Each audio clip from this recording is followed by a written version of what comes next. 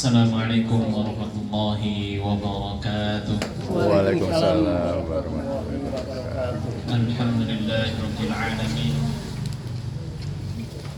Wa usalli wa usallim ala asyrafil anbiya'i wa imamil mursalin nabiyina wa qa'idina wa qurrati a'yunina wa maulana Muhammadin salawatullahi wa salamuhu ala alihi at-tayyibin wa ashabihi gurril mayamin.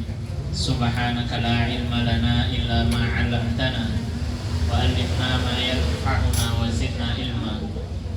Allahumma ati nufusana taqwaha wa zakkiha anta khairu man zakkaha anta waliyuha wa maulaha, amma ba'du. Alhamdulillah, Bapak Ibu yang dirahmati Allah Subhanahu wa taala. Pada malam hari ini Allah masih memperkenankan kepada kita semua untuk melangkahkan kaki kita dalam rangka thalabul ilm, menghadiri majelis taklim yang di situ akan dibacakan ayat-ayat Allah. Mudah-mudahan Allah senantiasa memberi kita keistiqomahan dan menjadikan amal soleh kita malam ini menjadi pemberat timbangan amal kebaikan Bapak Ibu semuanya di yaumil kiamat kelak. Amin. Salawat serta salam mudah-mudahan senantiasa kita lantunkan, kita haturkan kepada junjungan kita Nabiullah Muhammad sallallahu alaihi wa alihi wasallam yang syafaatnya kelak akan kita nantikan, tentu dengan syarat kita menjadi bagian dari pengikut beliau, bagian dari orang-orang yang senantiasa menjalankan perisalah beliau, menjalankan sunnah-sunnah beliau sallallahu alaihi wasallam. Bapak Ibu yang dirahmati Allah Subhanahu wa taala, pada malam hari ini insyaallah kita akan membaca dan mentadabburi beberapa ayat daripada surat Yunus yang ayat ke-11 sampai ayat 14. Insyaallah saya akan terlebih dahulu membacakan. Bapak Ibu silahkan menyimak, karena adab seorang mukmin ketika dibacakan ayat-ayat Quran. Allah berfirman, wa idza quri'al qur'anu fastami'u lahu wa ansitu la'allakum turhamun. Jika dibacakan ayat-ayat Al-Quran kepada kalian, maka fastami'u lahu, dengarkanlah, wa ansitu, dan diam. Dengarkan dan diam. Agar kenapa? La'allakum turhamun, agar kalian diberi rahmat. Jadi salah satu sebab turunnya rahmat itu diam dan mendengarkan ketika ayat-ayat Al-Quran dibaca. A'udzu billahi minasyaitonir rajim. Walau yu'ajjilullahu lin-nasi asy-syarra isti'jalahum bil khairi laqudiya ilaihim ajaluhum fanadharu alladhina la yarjuna liqa'ana fi tughyanihim ya'mahun. Wa idza massal الإنسان الضر دعانا لجنبه أو قاعدا أو قائما فلما كشفنا عنه ضره مر كأن لم يدعنا إلى ضر مسه كذلك زين للمسرفين ما كانوا يعملون. ولقد أهلكنا القرون من قبلكم لما ظلموا وجاءتهم رسلهم بالبينات وما كانوا ليؤمنوا كذلك نجزي القوم المجرمين. ثم جعلناكم خلائف في الأرض من بعدهم لننظر كيف تعملون. Surat Yunus mungkin sudah disampaikan bahwa surat ini termasuk daripada surat-surat Makkiyah. Bapak Ibu jangan lupa, Makkiyah dan Madaniyah kata kuncinya bukan tempat turun, tetapi waktu turun. Kalau Makkiyah turun sebelum Nabi hijrah, kalau Madaniyah turun setelah hijrah. Jadi jangan diidentikan tempat turun. Makkiyah berarti Makkah turunnya, Madaniyah berarti di kota Madinah, tidak. Tetapi kata kuncinya adalah waktu turun, sebelum hijrah dan setelah hijrah. Meskipun mungkin Makkiyah karena penentunya adalah sebelum Nabi hijrah, bisa jadi tidak di kota Mekah. Sebaliknya Madaniyah karena penentunya adalah waktu turun, yaitu setelah Nabi hijrah, bisa jadi tidak di kota Madinah tapi di kota Makkah. Meskipun sekali lagi Makkiyah memang sering-seringnya turun di kota Mekah, begitu juga Madaniyah sering-seringnya turun di kota Madinah. Tapi sekali lagi poinnya adalah bukan tempat turun. Makkiyah bukan turun di Mekah, Madaniyah bukan turun di Madinah, tetapi Makkiyah turun sebelum Nabi hijrah, adapun Madaniyah yang turun setelah Nabi hijrah. Surat Yunus termasuk surat Makkiyah, surat yang turun ketika Nabi belum berhijrah dari Makkah ke kota Madinah. Kebetulan Makkiyahnya surat Yunus ini adalah turun di kota Makkah. Maka nanti isi daripada surat Makkiyah tentu sesuai dengan karakteristik surat-surat Makkiyah. Baik, kita baca surat Yunus yang ke-11. Allah Subhanahu wa taala berfirman, "Walau yu'ajjilullahu lin-nasi syarra isti'jalahum bil khairi laqudiya ilaihim ajalahum."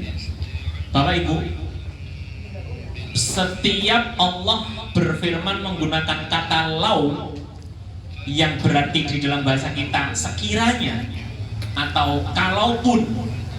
Kata lau dan sekiranya atau dan kalaupun itu dalam Al-Quran tidak terjadi. Artinya di sini Allah ingin menjelaskan, sekiranya Allah menyegerakan kepada manusia keburukan yang mereka minta sebagaimana diijabahinya doa kebaikan, laku dia ilaihim ajaluhum, sungguh mereka akan binasa. Saya ulang, ayat ini penting sekali Bapak. Saya pikir semua ayat penting ya. Maksud saya ayat ini tolong diperhatikan baik-baik karena mungkin relate atau sesuai dengan kondisi kita atau masyarakat kita ya. Allah itu berfirman di ayat ini, sekiranya Allah menyegerakan kepada manusia setiap doa-doa keburukan yang mereka lantunkan, seperti halnya mereka ingin disegerakan ketika melantunkan doa kebaikan, maka Allah pasti akan membinasakan mereka. Tapi sekali lagi, kalimat ini diawali dengan kata-kata lau, sekiranya. Artinya, faktanya Allah tidak menyegerakan mengabulkan doa buruk, tetapi Allah akhirkan, Allah tidak kabulkan doa-doa buruk yang kadang terlantun dari lisan-lisan manusia. Kenapa? Karena ini adalah bentuk lemah lembutan Allah, lutfullah, min lutfillah, termasuk dari bentuk maha lembutnya Allah itu ketika ada orang mendoa keburukan tidak langsung dikabulkan. Kalau dikabulkan pasti akan binasa. Baik. Para ulama, salah satunya adalah Imam Mujahid, itu yang disebutkan oleh Imam Ibnu Katsir dalam kitab beliau, menjelaskan maksud daripada doa keburukan pada ayat ini adalah seperti ketika orang tua lagi marah sama anaknya, kadang kan keluar kata-kata umpatan atau makian atau bahkan bocah mungkin saking jengkelnya keluar. Kalau orang Arab kadang mengucapkan kata-kata Allahumma anhu. Orang Arab kalau kadung marah sama anaknya kadang mengucapkan kata-kata ya Allah laknat dia. Bayangin Bapak Ibu ya. Maka kalau doa itu oleh Allah dikabulkan binasa Bapak Ibu, langsung itu terkabulkan. Tapi karena Allah maha latif, maha lemah lembut, doa-doa kayak begitu itu nggak langsung dikabulkan Bapak Ibu.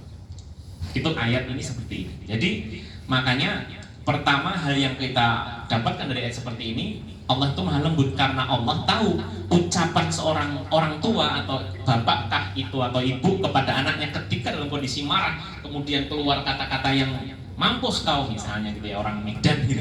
Kalau orang Jawa Jarang ya Pak, apa Pak yang biasa keluar ketika marah tapi yang ke arah negatif? Ini bukan untuk dipraktekkan, justru ini peringatan. Pertama, Allah Maha Lemah Lembut. Yang kedua, kita itu sebagai manusia lisannya itu lemes, lisannya itu mudah berucap kata-kata yang negatif dan itu tercela Bapak Ibu. Maka Bapak Ibu, mungkin Bapak Ibu sudah pada sepuh-sepuh yang masih punya anak kecil, gemesin atau mungkin jengkel itu, pastikan jaga ucapan. Jangan sampai terucap kata-kata yang itu adalah sebuah doa tanpa kita sadar. Baik, jadi ayat ini Allah ingin menjelaskan sekiranya setiap doa buruk itu Allah segerakan, pasti akan binasa itu. Ya Allah laknat anakku, langsung dikabulkan, gimana ceritanya? Atau ketika orang tua marah kepada anaknya, mampus kau, seketika Allah kabulkan, mampus beneran itu gimana? Naudzubillah. Tetapi sekali lagi kalimat ini diawali dengan lau, sekiranya. Artinya faktanya Allah tidak langsung menyegerakan mengabulkan doa-doa keburukan itu. Ya. Karena sekali lagi kemaha lemah lembutan Allah. Yang pertama, yang kedua, ini ayat tentu teguran atau peringatan buat kita sebagai orang tua atau siapapun posisi kita, jangan mudah-mudah mengucapkan kata-kata buruk kepada siapapun, kepada anak kita. Mungkin bisa jadi maaf suami kepada istri, bu masak orang enak, misalnya, kemudian terucap kata-kata yang buruk. Jangan. Atau sebenarnya istri berkata-kata buruk kepada suaminya. Karena Rasul Shallallahu Alaihi Wasallam bersabda, la tad'u ala anfusikum. Kalau Bapak Ibu pernah belajar bahasa Arab, da'a ala itu konotasinya negatif. Jangan berdoa buruk kepada diri kalian. Atau ala amwalikum, kepada harta-harta kalian. Au auladakum, jangan juga berkata yang buruk kepada anak-anak kalian. Kenapa? Karena dalam satu hari la tuwafiqu fil yaumi illa ustujiba lahu. Au kama qala sallallahu alaihi wasallam. Rasul bersabda, melanjutkan sabdanya tadi, karena dalam satu hari, dalam setiap hari itu ada momen, ada masa, ada waktu ketika sebuah doa itu bertepatan dengan waktu tadi, apapun doa itu bisa terijabah. Kan bahaya itu Bapak Ibu. Ya, kalau yang terlontar adalah ucapan buruk, doa buruk kepada anak atau kepada suami atau kepada istri atau kepada saudara dan lain sebagainya, ternyata bertepatan dengan waktu yang setiap hari pasti ada itu tadi, maka dikabulkan, bahaya. Sama-sama sedang emosi, sama-sama sedang marah kepada anak, pastikan ucapkan sesuatu yang positif. Salah satu contoh Bapak Ibu, ini kita sedikit keluar dari konteks ayat ini. Sayyidul A'immah fi Masjidil Haram, salah satu bahasa saya itu Sayyid itu tuannya para imam Masjidil Haram. Siapa Bapak Ibu? Syekh Sudes. Masih hidup Bapak Ibu. Kalau sudah haji atau umroh, dalam sepekan itu pasti ada satu hari beliau ngimami, meskipun biasanya berganti-ganti ya. Kalau kemarin saya pas kesana itu pas sempat sholat subuh pernah, pas Jumatan pernah. Syekh Sudes itu ibaratnya paling sepuhnya atau seniornya imam-imam yang ada di Masjidil Haram. Beliau itu dulu Pak, waktu kecil itu sempat bikin jengkel ibunya. Karena namanya anak Bapak Ibu, anak-anak nakal jengkelin ibunya itu marah. Mudah-mudahan kamu jadi imamnya Masjidil Haram. Terwujud Bapak Ibu. Jadi marahnya ibunya Syekh Sudes itu doain, bukan mengumpat, bukan memaki. Padahal jengkel itu dalam rangka jengkel, dalam rangka marah, tapi yang keluar doa, doa baik, yaitu kamu nanti kalau gede biar jadi imam Masjidil Haram, dan terkabul. Itu salah satu pengakuan beliau dalam sebuah wawancara di televisi Saudi, Arab Saudi ya. Syekh Sudes itu berkata begitu, saya seperti ini, saya ada di posisi ini adalah sebab doa ibu saya dulu ketika marah kepada saya. Maka nyambung ayat ini Bapak Ibu, Allah meskipun maha lemah lembut tidak langsung mengabulkan setiap doa-doa buruk yang terlontar dari lisan seorang manusia, Tetapi satu sisi ini himbauan kepada kita agar selalu menjaga lisan, jangan mudah-mudah mengucapkan kata buruk atau kalimat buruk kepada siapapun, apalagi dalam kondisi marah. Sekali lagi, bahwa Allah punya maha latif, maha lemah lembut, tidak mengijabai langsung, tidak segera mengabulkan doa-doa buruk, tetapi bagi kita tentu jangan mudah-mudah mengucapkan kalimat yang buruk, wabil khusus kepada keluarga kita, pasangan kita, yang ibu kepada suami, yang suami kepada istri, atau seorang bapak ibu kepada anak, dan seterusnya dan seterusnya. Karena tentu tadi dalam sehari Rasul bersabda, ada masa, ada momen, ada waktu ketika bertepatan dengan waktu tadi, semua doa pasti akan dikabulkan. Lah kalau ternyata bertepatan dengan doa buruk kita kepada anak, naudzubillah, ya, sama-sama marah, sama-sama ngata-ngatain anak, pastikan ucapkan yang baik-baik. Mudah-mudahan kamu jadi dokter misalnya, mudah-mudahan kamu jadi orang yang bermanfaat di negeri atau di kampung kita atau di kota ini misalnya, dan seterusnya dan seterusnya. Baik. Fanadharul ladzina la yarjuna liqa'ana fi tughyanihim ya'mahun. Sebelum saya lanjutkan, meskipun tadi penjelasan sebagian ulama itu berkaitan dengan seorang bapak atau seorang ibu yang mendoakan keburukan kepada anak dalam kondisi marah, tapi ayat ini juga dilihat dari makiyahnya surat ini, bahwa surat ini turun sebelum Nabi hijrah, berarti posisinya masih di kota Mekah. Maka sebagian ulama menjelaskan ini berkaitan, ayat ini turun berkaitan dengan ucapan orang-orang kafir Quraisy yang mendoakan keburukan kepada Nabi kita Muhammad Shallallahu Alaihi Wasallam. Maka ayat ini semacam menjawab, tidak, doa buruk kalian tuh nggak langsung diijabai oleh Allah, ya, karena tadi Allah maha lemah lembut. Fanadharul ladzina la yarjuna liqa'ana fi tughyanihim ya'mahun. Maka Allah meninggalkan orang-orang yang tidak mengharap pertemuan dengan Allah, fi tughyanihim, dibiarkan mereka dalam kesesatan yang berterus-terusan. Bapak Ibu yang dirahmati Allah Subhanahu wa taala, karena tadi orang-orang kafir Quraisy khususnya berkaitan dengan makiyahnya surat ini atau berkaitan dengan makiyahnya ayat ini secara khusus, yaitu ketika mereka mendoa keburukan kepada Rasul sallallahu alaihi wasallam, Allah tidak kabulkan itu. Bahkan Allah tidak menganggap mereka, Allah tidak peduli lagi. Allah meninggalkan orang-orang yang tidak berharap pertemuan kepada Allah. Maka bagi kita ayat seperti ini ada pesan yang tersirat maupun tersurat, bahwa sebagai orang beriman kita harus selalu merindukan pertemuan dengan Allah.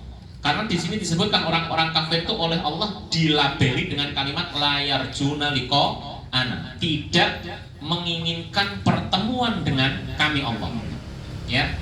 Maka kalau kita sebagai orang mukmin mengaku beriman kepada Allah, mengikuti anjuran Rasulullah SAW, maka pastikan kita selalu rindu untuk bertemu dengan Allah. Dan untuk diketahui Bapak Ibu, a'dhamu ajran fil jannah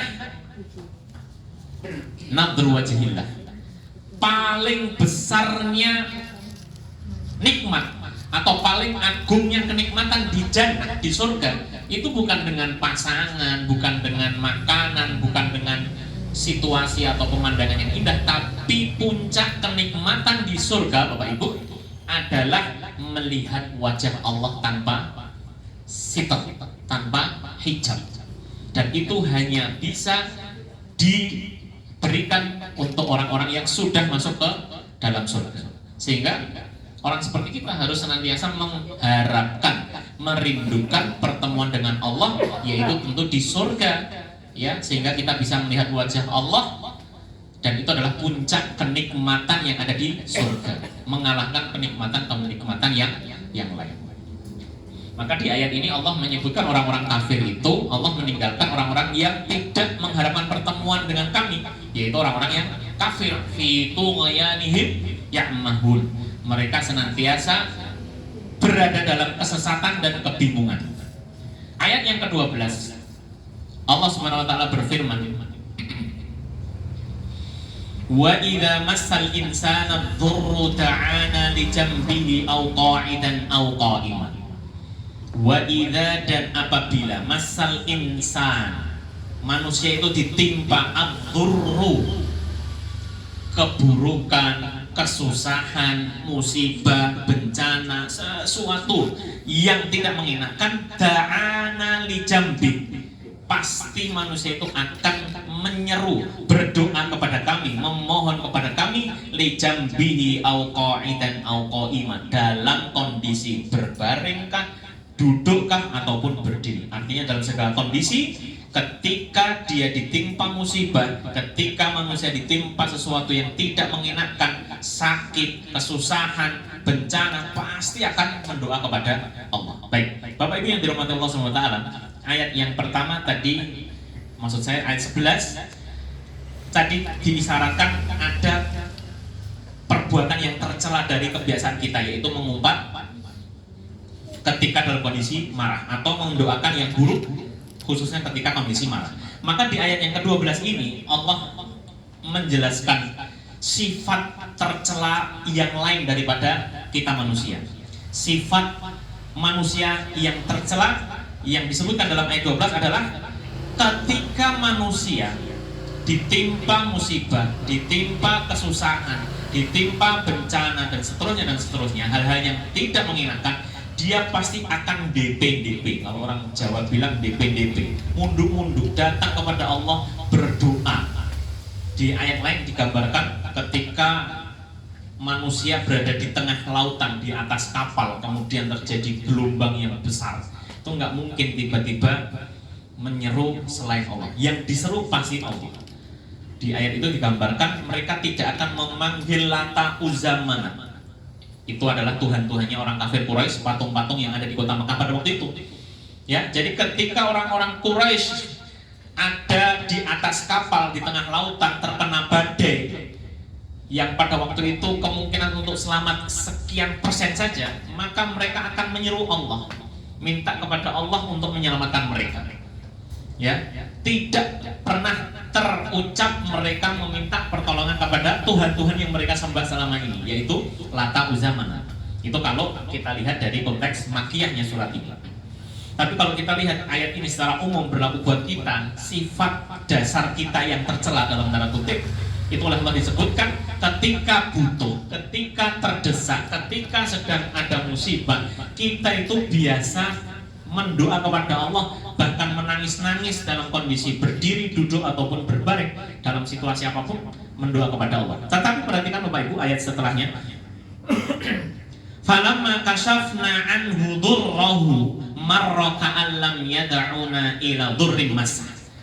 Falamma, maka ketika kashafna anhu dhurrah, ketika kami Allah hilangkan kesusahan itu darinya, ketika penyakit itu kita sembuhkan dari dirinya, ketika kesusahan itu kita hilangkan dari dirinya, apa yang terjadi? Marra ka'allam yad'una ila dhurrin massa. Dia berjalan, dia berlalu seakan-akan nggak pernah berdoa kepada Allah ketika mendapatkan musibah. Kita renungkan. Saya sering ngamati di masjid saya, Bapak Ibu. Ada jemaah baru, seragam minta ampun. Setiap sholat, setelah sholat tuh doanya panjang sekali. Suatu hari saya samperin, saya tidak sebut nama ya, bukan untuk menjelek-jelekkan, tapi untuk memberi gambaran, mudah memahami ayat seperti ini. Saya tanya, dari mana mas? Rumahnya di mana? Soalnya rumahnya nggak ada di sekitaran kami gitu, agak jauh. Oh, rumah saya di situ itu. Kerja, kuliah atau apa? Saya mau daftar polisi. Masalah. Kemudian beliau minta saya, tolong didoakan ya, mudah-mudahan saya keterima polisi. Siap, alhamdulillah, mudah-mudahan Allah kabulkan yang baik-baik selama niatnya pengen jadi polisi, mudah-mudahan jadi polisi yang baik dan seterusnya. Doain gitu. Singkat cerita, beberapa waktu setelah itu ada pengumuman dia tidak diterima. Setelah itu nggak pernah kelihatan di masjid lagi. Ini contoh, ya, saya tidak dalam rangka berburuk sangka karena saya tidak menyebut nama, saya tidak menyebut siapa fulan dan fulan gitu. Tapi saya ingin menggarisbawahi bahwa sifat kita seringkali begitu baik. Ketika kena musibah, ketika kita sedang kesusahan, sergap ke masjid itu. Kalau perlu sebelum dan sesudahnya sholat sunnah. Sebelum sholat wajib kita sholat sunnah berdoa. setelah sholat wajib kita sholat sunnah, berdoa lagi. Malam pun kita luangkan waktu untuk bangun tahajud, berdoa. Begitu kesusahannya sudah hilang. Waliyadzubillah. Ini Allah menyebutkan bukan untuk menormalisasi. Oh berarti kalau begitu normal dong? Bukan. Tentu Allah ingin memberi pesan bahwa, apalagi di ayat setelahnya, kadzalika zuyyina lil musrifina ma kanu ya'malun. Seperti itulah Allah menggambarkan zuyyina lil musrifin, dihias-hiasilah bagi orang yang musrif, orang yang melampaui batas, makanu ya'malun, ketika mereka melakukan sesuatu. Tentu ayat ini gambaran buat orang yang melampaui batas, orang yang berlaku maksiat, orang yang berlaku dosa. Kalau kita mengaku orang beriman, tentu tidak seperti ini. Berdoa itu mau dalam kondisi susah dan senang selalu berdoa, karena doa adalah ibadah. Dan banyak nanti penjelasan bagaimana Allah mengabulkan doa itu tidak harus selalu apa yang diminta langsung dikabulkan. Karena kadang Allah menjawab doa kita bukan dengan memberi yang kita minta, tapi dengan doa kita Allah mencegah musibah yang semestinya menjadi jatah kita. Saya ulang, kadang bentuk ijabah doa dari Allah itu bukan Allah ngasih apa yang kita minta, tapi karena sebab kita berdoa, Allah yang awalnya mau memberi musibah kepada kita dicegah itu, ditahan, nggak jadi diturunkan kepada kita. Jadi kita harus selalu berdoa. Yang kedua, kita harus berhusnudzon kepada Allah, harus berbaik sangka kepada Allah dalam setiap doa kita. Ya, wilayah kita wilayah meminta, wilayah memberi itu wilayah Allah. Allah akan beri dalam waktu dekat, atau ditunda pada waktu yang tepat, atau diganti dengan sesuatu yang lain. Masyiatillah. Itu semua terserah Allah. Itu semua adalah kuasa Allah. Karena tentu kita tidak menganggap Allah itu sebagai sesuatu yang harus bisa kita atur-atur. Tidak. Allah tentu lebih tahu, karena Allah Khaliq, Allah itu pencipta kita, tentu tahu yang terbaik buat kita. Tentu Allah tahu kapan waktu yang tepat untuk menjawab doa-doa kita.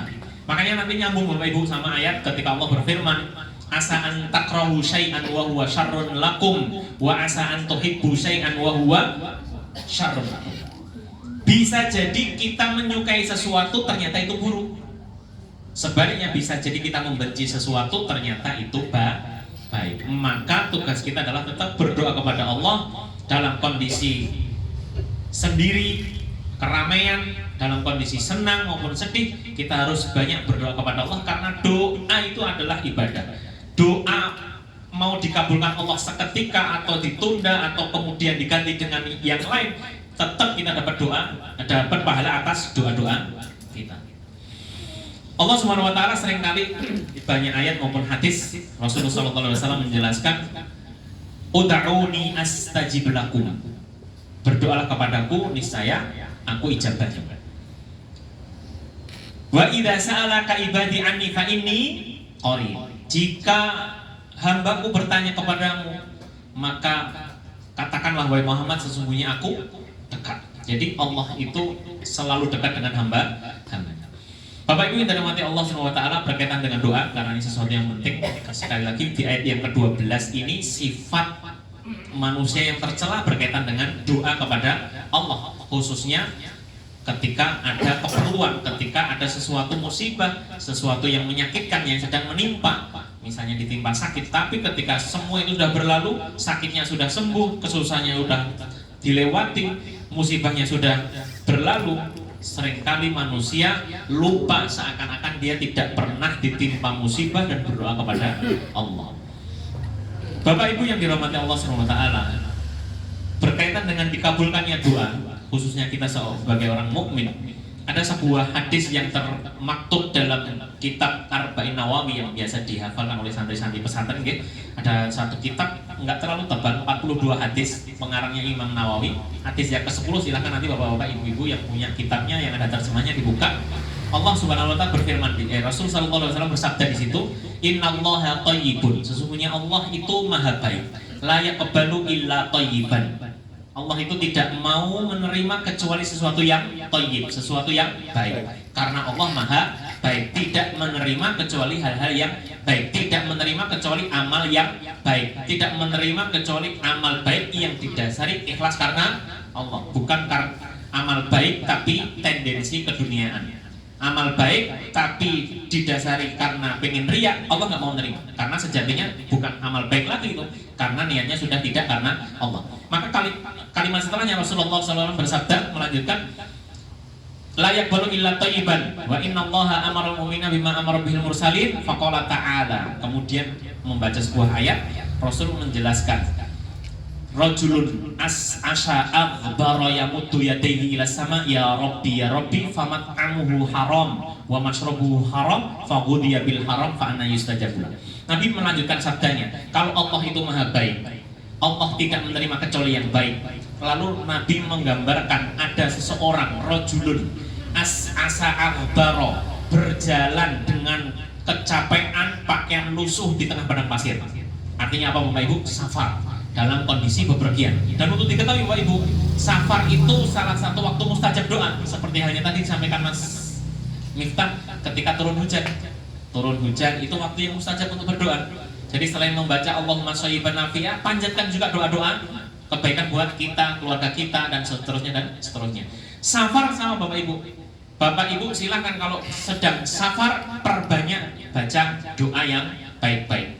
Ya, di mobil sambil berzikir berdoa. Misalnya Bapak Ibu dari Semarang safar ke Jakarta, itu waktu yang mustajab. Kenapa? Karena Rasul bersabda, inna safar qit'atun minal adab. Karena bepergian, perjalanan menuju suatu tempat, ya, dari satu tempat ke suatu tempat itu secuil dari adab. Repot Bapak Ibu, okay?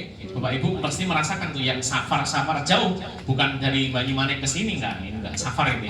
Misalnya Bapak Ibu safar umroh, nah dari Indonesia ke Saudi, kan capek, melelahkan. Apalagi dulu belum ada pesawat gitu. Pakai pesawat saja kan melelahkan Pak ya. Maka disunahkan untuk membaca doa, karena pada waktu safar itu salah satu waktu atau momen ketika doa itu potensi dikabulkannya adalah besar. Nah, Rasul menggambarkan ada seseorang bepergian sehingga digambarkan pakaiannya lusuh dan dia kecapean. Aghbara yamuddu yadayhi ila sama. Kemudian seseorang tadi yang lusuh bajunya karena perjalanan yang jauh dan kecapean, tangannya ditengadahkan kemudian berdoa, yamuddu yadayhi ila sama. Berdoa, ya Rabbi, ya Rabbi. Dia mengatakan, ya Rob, saya minta ini dan itu, begitu ya. Sebelum saya lanjut, termasuk sunnah berdoa itu tangannya ditengadahkan Pak, jangan disimpan ke bawah gitu. Ya, kalau berdoa itu tangannya ditengadahkan ya. Jangan malu, jangan aja dur-dur gak enak kalau samping kanan kiri. Doa sama Allah tangannya ditengadahkan. Okay? Yamuddu yadayhi ila sama, ya Rabbi, ya Rabbi. Kemudian orang tadi setelah menengadahkan tangan ke langit, kemudian berdoa, tapi Rasul menjelaskan famat amuhu haram. Makanan yang dia makan tuh haram. Haram di sini bisa dua macam. Bisa makan yang memang haram secara zatnya, artinya makan babi, anjing, khamr, atau makanan yang sebenarnya secara zat halal tapi cara memperolehnya adalah salah, itu sama juga barang yang haram. Sapi, kambing halal secara zat, tapi kalau memperolehnya dengan cara mencuri, ngambil tanpa izin, maka jadi haram. Ya, Rasul menjelaskan orang tadi sudah lusuh pakaiannya, bepergian yang notabene itu waktu yang mustajab untuk berdoa, kemudian menengadahkan tangan ke langit, berdoa ya Rabbi, tapi ternyata makanan yang dia makan haram, wa masrobuhu haram, minumannya juga haram, wa malbasuhu haram, bajunya juga haram, wa ghudhiya bil harami fa anna yustajabu lah. Maka bagaimana akan diijabahi oleh Allah? Jadi salah satu penyebab tidak kunjung dikabulkannya doa sesuai dengan hadis tersebut adalah dosa kita. Sehingga Bapak Ibu nanti harus imbang. Satu sisi berdoa punya harapan dan keyakinan untuk dikabulkan, satu sisi ngecek sebab-sebab dikabulkannya doa itu sudah terpenuhi belum. Waktunya berdoa kapan? Sepertiga waktu malam yang terakhir, bagus. Kemudian apalagi pas safar tadi, kemudian apalagi pas turun hujan, oke. Tapi cek Bapak Ibu, jangan-jangan ada makanan haram yang kita konsumsi, yang itu bisa jadi menghambat atau bahkan menjadi penghalang dikabulkannya doa-doa kita. Makanya kemudian Imam Hasan Al-Basri, seorang tabi'in yang hidup di masa sahabat, beliau dekat dengan keluarganya Abu Bakar As-Siddiq ya, tapi beliau tabi'in. Tabi'in itu berarti orang yang tidak bertemu dengan Rasul Sallallahu Alaihi Wasallam, tetapi bertemu dengan sahabat. Kalau sahabat itu orang yang bertemu dengan Rasul. Imam Hasan Al-Basri pernah suatu hari berada di majelis taklim. Beliau termasuk ulama yang terkenal di masanya. Kemudian ketika di depan santrinya sedang mengisi kajian, datanglah seorang tamu datang. Ya Hasan Al-Basri, mali mal. Wahai Hasan Al-Basri, saya tidak punya uang, saya itu miskin, saya itu fakir. Kemudian Hasan Al-Basri mengatakan, istaghfirillah, pulang banyakin istighfar. Orang dulu nggak pakai nanya, saya butuh uang kok disuruh istighfar, nggak pakai nanya. Karena beliau tahu yang mengucapkan adalah orang ulama, dan orang yang datang itu benar-benar butuh saran dan nasihat. Apapun yang diucapkan oleh Hasan Al-Basri selaku seorang ulama, ditaati, pulang istighfar. Gak lama kemudian datang orang kedua, ya Hasan Al-Basri, indi mazra'ah wala nabata fi. Saya itu punya sawah, tapi tumbuhannya nggak pernah subur, masih gagal panen mulu. Apa jawab Hasan Al-Basri? Istaghfirillah, pulang banyakin istighfar. Datanglah orang ketiga, ya Hasan Al-Basri, indi zaujah wa ma indi minal abna. Saya itu punya istri tapi nggak kunjung dikasih anak. Hasan Al-Basri lagi-lagi menjawab, istaghfirillah, pulang banyakin istighfar. Lalu kemudian santri-santri yang ada di sekeliling Hasan Al-Basri bertanya, ya Syekh, ja'aka rajulun mutafarriqun bimas'alatin mutafarriqah. Datang kepada engkau tiga orang berbeda dengan masalah yang berbeda. Wa ataitahum bijawabin wahid, tetapi engkau memberi jawaban kepada mereka satu jawaban, istighfar. Maka Hasan Al-Basri menjawab, alam tasma' qaulallah fi surati Nuh. Apa kalian nggak pernah dengar firman Allah di dalam surat Nuh? Faqultu astaghfiru rabbakum innahu kana ghaffar. Fakultu, maka aku berkata, Nuh berkata kepada kaumnya, istaghfiru rabbakum, istighfarlah kalian, minta ampunlah kalian kepada Rabb kalian. Innahu kana ghaffar, sesungguhnya Allah itu maha memberi ampunan. Kemudian Hasan Al-Basri bertanya, mana natijah, apa hasil dari istighfar? Perhatikan ayat berikutnya Bapak. Ini masih surat Nuh ya. Ayat setelahnya Allah berfirman, yursilis samaa'a 'alaikum midrar wa yumditkum bi amwal wa banin wa yaj'al lakum jannatin wa yaj'al lakum anhara. Kalian ketika memperbanyak istighfar, yursilis samaa'a 'alaikum midrar, Allah itu akan mengirim air yang deras dari langit, yang dengannya tumbuhlah tumbuhan-tumbuhan, suburlah persawahan maupun pertanian-pertanian. Wa yumditkum bi amwal, Allah juga akan memberi kalian harta, wa banin, anak-anak, wa yaj'al lakum jannat, dan Allah akan menjadikan untuk kalian kebun-kebun, wa yaj'al lakum anhara, dan Allah juga akan menjadikan kepada kalian sungai-sungai yang airnya deras. Bapak Ibu yang dirahmati Allah SWT, ayat ini biasanya jadi ayat penyemangat untuk yang menunggu garis dua, menunggu hasil positif hamil. Ulama seringkali menyampaikan ayat ini Bapak Ibu, kapan ini saya nggak punya anak, lama sudah bertahun-tahun berumah tangga, istighfar. Kenapa? Karena seringkali dosa kita lah yang menghalangi kebaikan turun kepada kita. Kam min abwabin la tuftahu bitafkir wa kam min abwabin tuftahu bil istighfar. Berapa banyak pintu-pintu kesulitan itu kuncinya bukan dengan difikirkan, bukan dianalisis, bukan dicari solusinya, tetapi berapa banyak pintu-pintu kesulitan kuncinya adalah istighfar. Ya, karena memang dosa itu ada efek sampingnya, Bapak. Saya ulang, dosa itu ada efek samping. Dosa kita masa lalu kemudian berefek pada hari ini. Kita mungkin sulit cari rezeki, sulit cari jodoh, sulit cari dan lain sebagainya. Ya. Dan ketahuilah apa yang kita lakukan hari ini pasti ada efeknya di suatu hari nanti. Kalaupun tidak di dunia pasti di akhirat. Sehingga benarlah, maha benar Allah berfirman, "Wa man ya'mal mithqala dzarratin khairan yarah wa man ya'mal mithqala dzarratin syarran yarah." Sekecil apapun kebaikan yang kita lakukan pasti ada buahnya, pasti ada balasan kebaikan, pasti ada pahalanya. Sebaliknya, sekecil apapun keburukan yang kita lakukan pasti ada akibat yang akan kita tanggung. Dalam Islam bukan istilah karma. Karma itu bukan istilah dalam Islam, Bapak Ibu. Ya, kan mirip tadi kayak yang kecil kebaikan pasti akan berbalas baik, kecil keburukan berbalas keburukan. Iya, itu bahasa Quran begitu. Jadi bukan karma. Nanti di ayat lain Allah beberapa ayat diambil kesimpulan oleh para ulama, al jaza'u min jinsil amal. Balasan itu sesuai dengan jenis amalan. Bapak Ibu suka nih misalnya bantu kesulitan orang lain. Jadi memang ada orang tertentu yang ringan tangannya. Jadi melihat saudaranya kesusahan, bantu, ya, dibantu. Maka sesuai dengan sabda Nabi, man yassara ala muksirin yassarahullahu fid dunya wal akhirah. Rasul bersabda ini menguatkan perilaku orang yang suka bantu orang lain.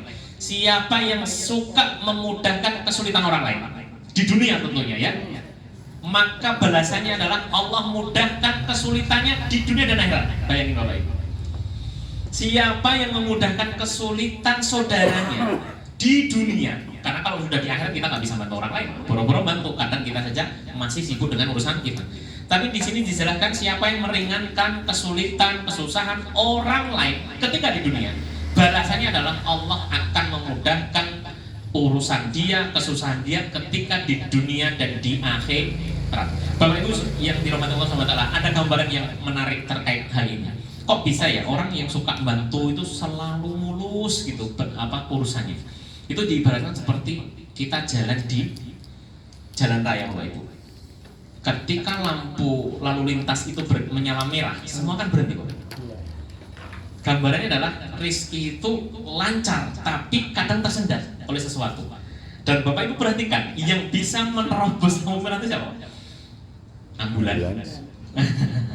Kemudian pemadam kebakaran dan seterusnya. Kenapa? Karena mereka berpikir tidak untuk dirinya, tetapi untuk orang lain. Jadi pastikan Bapak Ibu dalam urusan dunia itu fokus wa yu'thiruna ala anfusihim walau kana bihim khasasah. Surat Al-Hasyr. Peristiwa ini mengabadikan orang beriman di zaman Rasul itu mereka mendahulukan kepentingan saudaranya di atas kepentingan dirinya, sekalipun dia waktu itu adalah sedang butuh. Itu ayat ini mengabadikan sebagai bentuk pujian kepada sebuah keluarga di zaman Nabi, seorang suami istri yang malam itu terasa lapar yang kuat, yang sangat karena beberapa hari tidak makan. Malam itu mereka berdua dapat makanan. Dibawalah pulang makanan oleh suami ke rumah. Bilang sama istrinya, wah istriku, malam ini kita bersyukur karena kita malam ini akan menghilangkan lapar yang sudah berhari-hari. Kita mau makan malam ini. Tiba-tiba pintu diketuk, Bapak Ibu. Ada tamu. Sebagai seorang Muslim, ketika ada tamu, apalagi dari jauh, adabnya adalah menjamu. Itu namanya fal yukrim dhaifah. Siapa yang beriman kepada Allah dan hari akhir hendaklah memuliakan tamu. Salah satu bentuk memuliakan tamu adalah menyuguhi makanan. Ya, pada waktu itu yang ada makanan ya hanya itu tadi yang akan dimakan oleh suami istri. Yang itu sudah berhari-hari tidak mereka dapatkan. Maka kemudian sang suami bilang kepada istri, wahai istri, nanti kita berikan makanan ini sebagai bentuk jamuan kepada tamu kita. Ketika saya bawa makanan ini ke dalam ke ruang tamu, pastikan semua lentera mati. Pada waktu itu belum ada lampu yang megah seperti ini, masih pakai obor. Tujuannya apa? Sang suami tahu makanan ini kalau untuk dimakan bareng-bareng satu keluarga ini dan tamunya nggak cukup. Maka skenario adalah makanan ini hanya diperuntukkan kepada tamu tadi, tapi berhubung lampu akan kita matikan, nanti seakan-akan saya makan pura-puranya sendok dibenturin sama piring gitu loh. Bayangin Bapak, luar biasa Bapak. Singkat cerita, sang suami keluar menjamu, menyuguhkan makanan, istrinya mematikan seluruh lentera.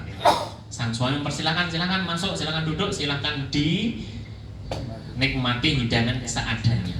Sang tuan rumah juga seolah-olah ikut makan, padahal piring kosong. Sehingga tamunya kenyang, singkat cerita pulang malam hari itu suami istri kembali menahan lapar yang seharusnya malam itu dia bisa makan, tetapi mereka jamukan kepada sang tamu. Maka peristiwa ini sampai kepada Rasul, turunlah ayat kepada beliau sebagai bentuk pujian, wa yu'thiruna ala anfusihim walau kana bihim khasasah. Orang beriman itu salah satu cirinya, salah satu tandanya yu'thirun, ithar, itu masuk bahasa kita ya, ithar, mendahulukan orang lain sekalipun dia dalam kondisi butuh juga. Wa yu'thiruna ala anfusihim, mereka mengedepankan, memprioritaskan saudara mereka atas dirinya, walau kana bihim khasasah, sekalipun dia sebenarnya butuh juga akan hal tersebut. Dalam konteks ayat tadi adalah makanan itu sebenarnya butuh suami istri tadi, tapi karena dia mengedepankan orang lain, maka oleh Allah dipuji di ayat itu. Nah, Bapak Ibu yang dirahmati Allah Subhanahu wa taala, tentu hal kayak begini itu sebagai sebuah pujian agar menjadi reminder, pengingat, kemudian sebagai inspirasi buat kita agar kemudian mudah untuk meringankan beban saudara kita, sekalipun mungkin kita juga sedang dalam kondisi berkebutuhan. Maka Islam selalu begitu. Di kisah lain digambarkan ketika sebuah peperangan, Rasul SAW dan beberapa sahabat banyak yang terluka, maka datanglah bantuan memberi kurma untuk orang-orang yang terluka dalam medan perang. Ketika didatangi, makan ini kurma sebagai bentuk tambahan energi. Maka orang yang sedang terluka tadi bilang, di sana dulu, itu ada yang lebih parah dari saya. Dalam kondisi terluka diberi bantuan logistik, itu masih sempat nolak dan mengarahkan kepada korban atau yang terluka yang lain. Begitu terus sampai orang kedua ditawari makanan, tidak mau. Serahkan yang sebelah sana, itu yang lebih membutuhkan daripada saya. Sampai sekian orang ditawarin nggak mau, karena selalu bilang kedepankan orang lain. Kemudian sang pembawa bantuan tadi kembali, orang pertama sudah meninggal, kembali ke orang dua sudah meninggal, dan seterusnya. Ini gambaran betapa dalam kondisi kritis sekalipun orang-orang beriman pada zaman Rasul SAW masih memikirkan orang lain, masih memikirkan saudara yang lain. Maka kemudian Allah SWT pada ayat setelahnya, walaqad ahlaknal quruna min qablikum lamma zalamu wa ja'atuhum rusuluhum bil bayyinat faqalu wa ma kanu liyu'minu kadzalika najzil qaumal mujrimin. Setelah pada dua ayat sebelumnya Allah menjelaskan karakteristik sifat manusia yang tercela, artinya sifat yang tidak patut kita lakukan atau kita tiru, maka ayat yang ke-13 dan 14 Allah menjelaskan, kami Allah telah membinasakan orang-orang sebelum kalian, wahai orang Quraisy Mekah. Karena ayat ini berkenaan Makkiyah, yaitu turun di tengah-tengah orang Mekah karena Nabi belum berhijrah ke kota Madinah. Maka Allah menjelaskan, orang-orang sebelum kalian itu, kaum-kaum terdahulu sebelum kalian, wahai orang-orang Quraisy, mereka itu semua kami binasakan karena sebab kezaliman mereka. Lama zalam, karena mereka berlaku zalim. Bapak Ibu yang dirahmati Allah SWT harus selalu ingat, kalau kita mendengar istilah zalim dalam Al-Quran atau dalam hadis, itu secara akar bahasa wad'us syai' laisa fi mahallihi, meletakkan sesuatu tidak pada tempatnya, itu asal dari makna zalim. Maka nanti istilah zalim itu juga digunakan untuk orang yang berbuat syirik. Kok bisa berbuat syirik dianggap sebagai zalim? Karena tidak menempatkan Allah sebagai sesembahan yang berhak disembah. Orang berbuat syirik itu nyembah Allah tapi juga nyembah pohon beringin, nyembah kepada Allah tapi juga nyembah kepada Nyi Loro Kidul, dan seterusnya. Itu syirik. Enggak benar seperti itu. Allah itu yang berhak diibadahi, yang berhak disembah, hanya kepadanya kita memohon ampun, minta pertolongan dan seterusnya. Tidak boleh diduakan. Atau syirik yang lain adalah benar-benar tidak menyembah Allah. Padahal dia baik loh, sama tetangga suka ngasih. Iya, dia tahu hak dan kewajiban dia sesama manusia, tapi dia tidak tahu hak dan kewajiban dia kepada Tuhannya. Jadi harus difahami, jangan kita terlena. Ini orang tetangga saya baik, tapi belum Islam. Padahal sudah kita ajak, ya kebaikan dia itu karena sebatas antar manusia. Tetapi kepada Allah, kepada Rabb dia, kepada pencipta dia, pemberi rizki kepada dia, dia tidak tahu hak dan kewajibannya, sehingga dia tidak menyembah kepada Allah. Ya, jadi orang yang berbuat syirik bisa dikategorikan dolam, orang yang zalim karena tidak menempatkan sesuatu pada tempatnya. Waja'athum rusuluhum bil bayinat, padahal telah datang utusan kepada mereka dengan bayinat, dengan penjelasan-penjelasan, dengan ayat-ayat, dengan mukjizat-mukjizat. Wa ma kanu liyu'minu, akan tetapi mereka tetap tidak beriman. Ayat ini seolah-olah ngasih tahu, hei orang-orang Quraisy, ingat dulu itu sebelum kamu, kalau ada kaum diutus Nabi kepada mereka, kemudian mereka menentang, kemudian mereka bangkang, itu kami hancurkan loh.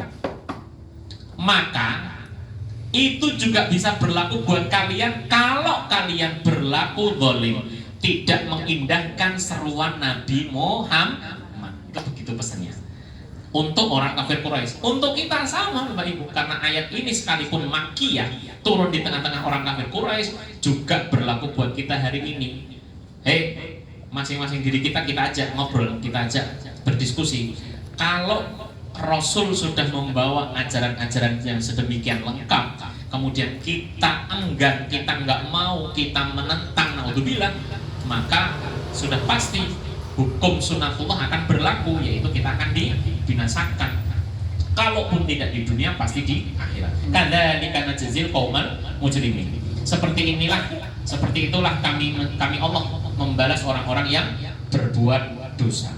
Kemudian ayat yang terakhir pada malam hari ini Allah berfirman, "Tsumma ja'alnakum khala'ifa fil ardi min ba'dihim linanzura kaifa ta'malun." Allah melanjutkan pada ayat ini firman-Nya, kemudian kami Allah menjadikan kalian, wahai kaum Quraisy, karena ayat ini Makkiyah, kalau berlaku buat kita berarti kemudian kami Allah jadikan kamu sekalian, wahai para manusia, khala'ifa fil ard, orang-orang yang meneruskan generasi sebelumnya di bumi.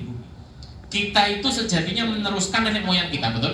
Khalaif itu dari kata khalifah. Khalifah itu kalau dalam bahasa Arab, khalfun itu maknahu wara, belakang, sesuatu yang ada di belakang, sesuatu yang mengiringi. Kalau Allah berfirman, kami jadikan kalian khalaifa fil ard, maknanya adalah kami jadikan kalian penerus generasi sebelum kalian di bumi ini. Untuk apa? Linanduro kaifa ta'malun, untuk kami Allah melihat apa yang akan kalian lakukan. Ayat yang kedua surat Al-Mulk memperjelas ayat ini, ya, bahwa Allah menjadikan hidup itu. Ayatnya gimana itu? Tabarakalladzi biyadihil mulku wa huwa ala kulli syai'in qadir, alladzi khalaqal mauta wal hayata. Allah menjadikan hidup dan mati liyabluwakum, untuk menguji kalian, ayyukum ahsanu amala, mana di antara kalian yang amalnya paling baik, ya. Jadi tujuan Allah menciptakan kita hidup dan mati di dunia ini tidak lain dan tidak bukan untuk memilah dan memilih mana di antara kita yang amalannya terbaik, itulah yang Allah akan balas dengan surganya. Sama dengan ayat ini, tsumma ja'alnakum khalaifa fil ardi min ba'dihim linanzura kaifa ta'malun. Kemudian kami Allah menjadikan kalian orang Quraisy, kalau itu berkenaan dengan makiyahnya ayat ini, kemudian kami jadikan kalian wahai manusia, wahai umat Nabi Muhammad, sebagai penerus generasi sebelumnya, itu untuk kemudian Allah akan melihat, memilah, memilih apa yang kalian amalkan. Kalau kalian berbuat baik, Allah akan balas dengan kebaikan, dan kalau kalian melakukan keburukan, Allah balas dengan keburukan. Bapak Ibu yang dirahmati Allah Subhanahu wa taala, 4 ayat ini sangat penting untuk kita renungkan dalam kehidupan sehari-hari. Maka berhubung sudah mendekat jam 9, saya akan akhiri dengan sebuah kisah yang pernah terjadi di tengah kaum Bani Israel, khususnya berkenaan dengan betapa hidup kita itu sejatinya adalah ujian, sehingga pilihannya hanya sabar dan syukur. Rasul Shallallahu Alaihi Wasallam bersabda, ajaban li amril mu'min, inna amrohu kullahu lahu khair. Sungguh menakjubkan perkara orang beriman, karena segala perilakunya, segala urusannya itu semuanya baik baginya. In asobathu syarra syakara. Kalau dia ditimpa kebaikan, dia mendapatkan hal-hal yang baik, kenikmatan, hal-hal yang menyenangkan, syakara, dia bersyukur. Wa dzalika khairul lahu, dan itu kebaikan buat diri. Wa in asobathu dharra. Yang kedua, kalau dia ditimpa sesuatu yang menyakitkan, musibah, sakit, bencana dan seterusnya, sabar, dia bersabar, wa dzalika khairul lahu, dan itu adalah kebaikan buat diri. Maka Rasul dalam sebuah hadis panjang, akan saya singkat pada malam hari ini, menceritakan 3 orang yang pernah hidup di tengah kaum Bani Israel, ditimpa ujian dengan sakit kusta kulit, sehingga kulitnya itu nggak enak dipandang. Mungkin Bapak Ibu pernah dengar ya. Yang kedua, diberi penyakit botak, rambutnya rontok sehingga kepalanya plotos. Kemudian yang ketiga, diuji oleh Allah hilangnya penglihatan atau buta. Maka kemudian Allah mengutus seorang malaikat untuk memberi ujian. Apa kepada orang pertama yang penyakit kulit tadi, yang ditimpa penyakit kulit, apa yang kamu inginkan di dunia ini? Saya menginginkan sembuh dari penyakit kulit ini. Maka kemudian malaikat yang menjelma manusia tadi mengusap tubuhnya, sembuh dengan izin Allah. Kembali seperti semula, ganteng lagi, glowing lagi, kulitnya sembuh. Yang sebelumnya sudah burekan lagi dia. Kemudian ditanya, apa nikmat yang kamu inginkan saat ini? Saya ingin unta. Maka kemudian Allah berikan melalui perantara malaikat tadi kepada orang yang pernah diberi sakit kusta, diberi seekor unta bunting, unta betina yang mau melahirkan. Maka dengan unta tadi, si pemuda yang dulu pernah punya penyakit kusta punya banyak ternak unta. Maka orang kedua didatangi, yaitu orang yang botak. Apa yang kamu inginkan di dunia? Aku ingin kepalaku kembali seperti semula. Maka diusaplah oleh malaikat kepalanya dan hilanglah penyakit. Maka tumbuhlah rambut yang lebat. Dan dia ditanya, apa yang kamu inginkan di dunia? Saya ingin sapi. Maka diberilah sapi yang bunting. Dan singkat cerita, sapi itu beranak pinak menjadi banyak. Lalu datanglah malaikat tadi kepada orang ketiga, yaitu orang yang pernah Allah cabut pandangannya, yaitu buta.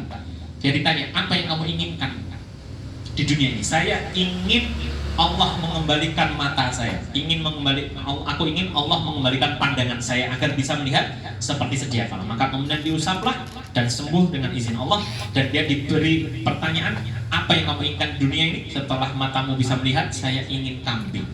Maka diberilah kambing, seekor kambing bunting yang kemudian beranak pinak menjadi banyak.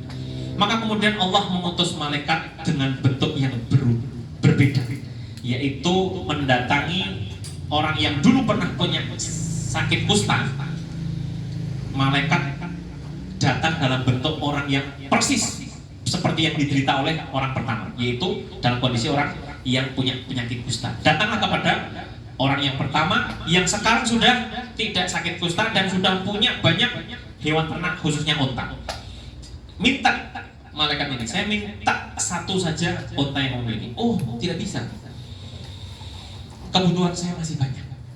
Ya, ini unta adalah usaha saya. Saya dulu ngerintis dari awal segala macam, saya nggak bisa memberi kamu. Loh, bukankah kamu dulu pernah sakit kusta seperti yang saya alami? Oh, enggak. Saya sehat saja sejak dulu. Bohong. Singkat cerita, orang ini tidak mau memberi kepada malaikat yang menjelma menjadi orang yang penyakit kusta. Maka malaikat mengatakan, jika seperti ini yang terjadi, maka semoga Allah mencabut semua nikmat yang diberikan kepada kamu. Datanglah malaikat ke orang yang kedua yang dulu pernah kena penyakit rambut botak. Dan malaikat malaikat tadi bentuknya seperti itu, rambutnya botak dan minta, saya sakit ini, kepala saya nggak tumbuh rambut, saya minta 1 ekor sapi kami. Lagi-lagi jawaban orang tua sama seperti yang pertama. Enggak.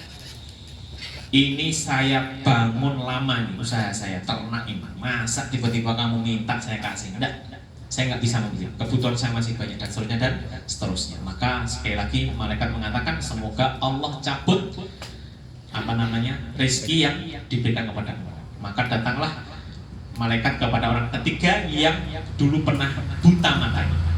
Dan malaikat kondisinya adalah buta. Wahai fulan, saya ini dulu bisa melihat, sekarang tidak bisa melihat. Saya hanya butuh 1 ekor kambing yang kamu miliki. Maka orang yang dulu pernah sakit buta tadi bilang, ambillah semua yang kamu mau. Kamu mau ngambil berapa ekor silahkan. Karena saya sudah berterima kasih, saya sudah bersyukur kepada Allah ketika Allah kembalikan mata saya. Kemudian saya masih diberi tambahan dengan sekian banyak ekor kambing. Maka kalau sekarang kamu datang menginginkan sebagian atau beberapa ekor dari kambing saya, ambil sesuai keperluan kamu. Maka kemudian malaikat tadi mengatakan semoga Allah mengekalkan rezeki ini untukmu. Sehingga cerita 2 orang pertama tadi kembali seperti sedia kala, yaitu sakit botak dan jatuh miskin. Kemudian yang sakit kusta kembali sakit kusta dan jatuh miskin. Sedangkan orang yang dulu pernah buta tetap sembuh pandangannya dan tetap dalam kenikmatan yang Allah berikan. Bapak Ibu yang dirahmati Allah SWT, ini kisah di zaman Bani Israel diceritakan Nabi kepada para sahabat sebagai bentuk pelajaran agar apapun yang kita rasakan hari ini itu sejatinya semua adalah ujian dari Allah. Kalau kebetulan kita diberi musibah, diberi kesusahan, maka tugas kita tidak lain dan tidak bukan adalah bersabar. Bersabar. Adapun seandainya Allah sedang berikan kita kenikmatan hari ini, kebahagiaan, segala hal yang menyenangkan, tugas kita tidak lain dan tidak bukan adalah bersyukur. Dan syukur serta sabar indikatornya adalah tetap beribadah kepada Allah. Jangan sampai kita hanya beribadah ketika nembe longgar, nembe dapat kenikmatan, atau sebaliknya datang ke masjid semangat ke pengajian kalau lagi ada masalah. Jangan sampai. Jadi apapun kondisi kita, pastikan sabar, dan bentuk sabar tetap beribadah kepada Allah. Yang bapak-bapak tetap sholat ke masjid ketika adzan berkumandang, yang ibu-ibu tetap menghadiri masjid taklim misalnya, tetap mengabdi dan melayani suami sekalipun kondisinya tidak sedang baik-baik saja, karena itu bentuk kesabaran. Ya, jadi baik itu tidak nunggu suaminya baik. Salah satu contoh terjelas adalah istrinya Fir'aun. Kurang apa sih? Fir'aun itu orang yang top-topan kejahatannya. Dia ngaku Tuhan, bayangin. Ana rabbukumul a'la. Saya itu adalah Tuhan kalian yang maha tinggi.